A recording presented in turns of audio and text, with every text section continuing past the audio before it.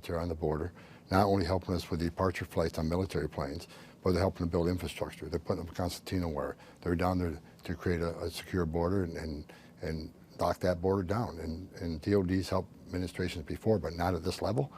So it's a force multiplier, and it's sending a strong signal to the world. Our border's closed. So is this what we will see every single day, ending in what the president has promised is millions and millions being deported?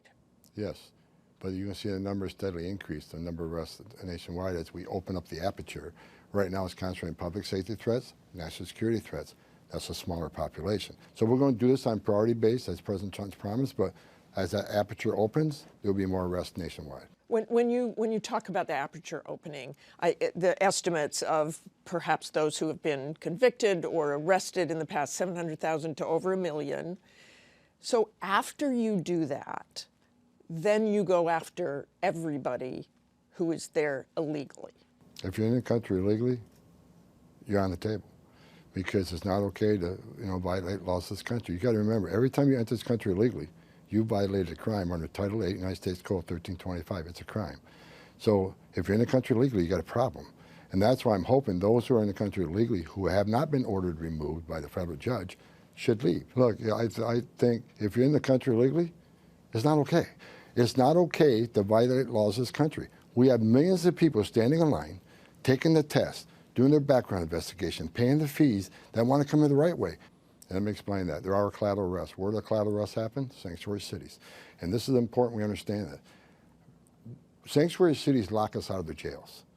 So instead of ICE being able to arrest the bad guy, the criminal alien, in the safety and security of a jail where the officer's safe, the alien's safe, and the public's safe, sanctuary cities release them back in the community, which endangers the community, putting the criminal alien back in the community. But when we find him, he's going to be with others, most likely. Many times they're with others. If they're in the country illegally, they're coming too. But were these arrests all in sanctuary cities? It doesn't appear so on the first day. The collaterals, many more. I don't have the exact breakdown, but again, so the arrests in Massachusetts, cities, in Chelsea, Massachusetts, which the governor said it's great to arrest the criminals who have been convicted. But were there people taken there as well who were not convicted? Were they, as you say, collaterals? I'm sure they are. What can happen at this point, given your manpower? Look, I think we're in the beginning stages. We're bringing more resources into this operation. As a whole of government, we're going to have DOJ assisting us. And like the DOD piece, helping build infrastructure, helping the transportation, that takes ICE, badges and guns, out of those duties and puts them on the street. What criminals are hiding in schools? Look, middle schools, elementary schools. You going to go into those? How many MS-13 members are the age of 14 to 17? Many of them. So look, if it's a national security threat, public safety threat, and what you need to understand is a case by case. Name another agency, another law enforcement agency that has those type of requirements that they can't walk into a school or a doctor's office or on a medical campus. No other agencies held to those standards. These are well-trained officers with a lot of discretion. And when it comes to sensitive location, there's still going to be supervised review.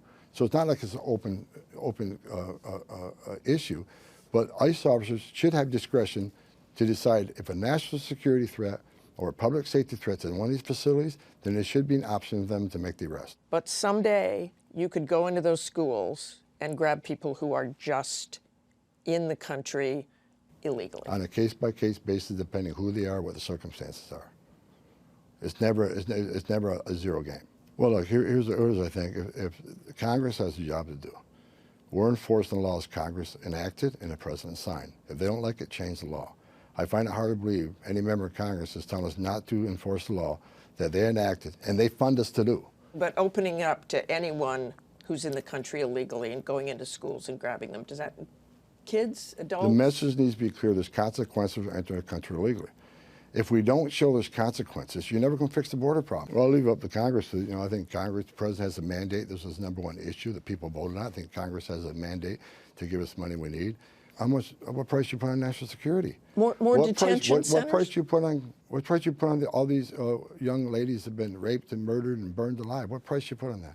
What price you put on Laken Riley's life? What price you put on national security? Like I just explained, when you have a surge like this, we don't secure that border, That's when national security threats enter the country. That's when sex trafficking goes up. That's when, that's when the fentanyl comes in that kills 250,000 Americans. I don't put a price on that. We can build salt-side facilities. We can expand our contracts to outside contractors. So yeah, we're going to need more ICE beds, a minimum of 100,000. Congress needs to come to the table quick and give us the money we need to secure that border. Oh, they'll take them back. What do you mean by that? We got President Trump coming to power. President Trump puts America first. Mexico didn't want to remain in Mexico program. Under the first administration, they did it. They didn't want to put military in the southern border. They did it. How do you convince them? El Salvador didn't want to take MS-13 members back. Took President Trump 48 hours to make that happen. President Trump's going to put America first. And if it doesn't, then we'll place my third safe country. Go to the embassy, go to port of entry. Do it the legal way. You shouldn't come to this country and ask to get asylum, and the first thing you do is break our laws by entering illegal. Taking as many public safety threats off the street as possible. Watching illegal alien crime in the United States decrease. Ending it. Deporting every illegal alien gang member in this country, including Trendawa and MS-13. Making our country safe. When we see the crime rate from illegal aliens go down, that's a success. Every public safety threat we remove from this country is success. Every national security threat that we find removed from the country is success. There's no number on it. So my success can be based on what Congress gives us. More money, the better we're going to do. Because I'm being realistic. We can do what we can with the money we have. We're going to try to be efficient, but with more money we have, the more we can accomplish. If I don't have the money to remove that millions of people, then I'm not going to sit here and one thing, no one can say I haven't been frank in everything I've said. Our success every day is taking a public safety threat off the streets or getting a national security threat out of here.